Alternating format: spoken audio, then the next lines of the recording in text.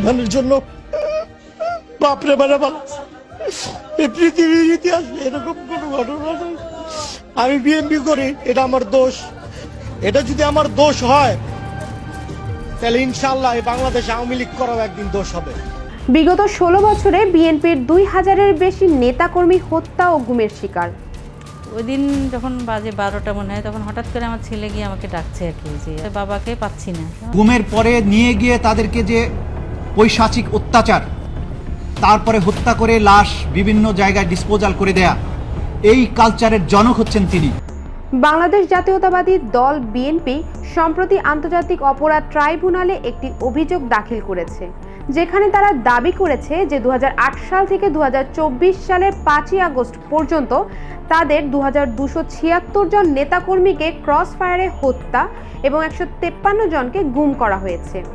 এই অভিযোগে আওয়ামী লীগ সরকারের প্রধান, দলীয় সন্ত্রাসী এবং কিছু আইনশৃঙ্খলা বাহিনীর সদস্যদের বিরুদ্ধে সরাসরি জড়িত থাকার অভিযোগ আনা হয়েছে।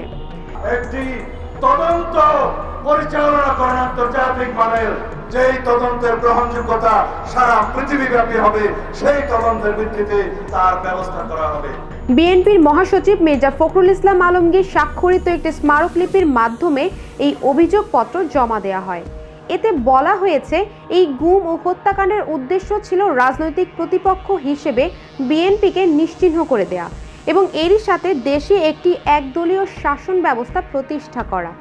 অভিযোগে উল্লেখযোগ্য কিছু নিখোঁজ ব্যক্তির মধ্যে বিএনপির স্থায়ী কমিটির সদস্য সালাউদ্দিন আহমেদ, সাবেক এমপি এম ইলিয়াস আলী এবং ওয়ার্ড কাউন্সিলর চৌধুরী আলমের কথা উল্লেখ আছে। বিএনপিকে নিশ্চিহ্ন করতে 16 বছর ধরে আওয়ামী লীগের বিচার বহির্ভূত হত্যা, গায়েবী মামলা ও নৃশংস নিপীড়ন দেশের অভ্যন্তরে ও আন্তর্জাতিক অঙ্গনে তীব্র প্রতিক্রিয়া সৃষ্টি করে। এর ফলে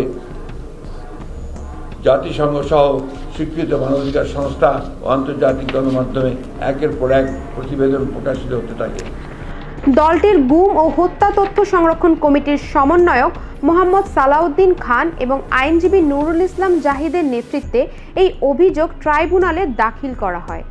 বিএনপি আন্তর্জাতিক অপরাধ ট্রাইব্যুনালে এই অভিযোগ দাখিলের মাধ্যমে বিচার ও তদন্তের দাবি জানিয়েছে। তবে আওয়ামী লীগ বা সংশ্লিষ্ট আইন শৃঙ্খলা বাহিনীর পক্ষ থেকে এ বিষয়ে এখনো কোনো আনুষ্ঠানিক প্রতিক্রিয়া পাওয়া যায়নি। তবে বিশ্লেষকরা মনে করছেন, এই অভিযোগ বাংলাদেশের রাজনৈতিক অঙ্গনে নতুন বিতর্ক ও আলোচনা সৃষ্টি করবে। এর বিচারিক প্রক্রিয়া আগামী দিনে গুরুত্বপূর্ণ প্রভাব ফেলতে পারে। পরবর্তী আরও সংবাদ পেতে আমাদের সাথেই থাকুন। শ্রাবণী সরকার, গ্লোবাল ভয়েস 24।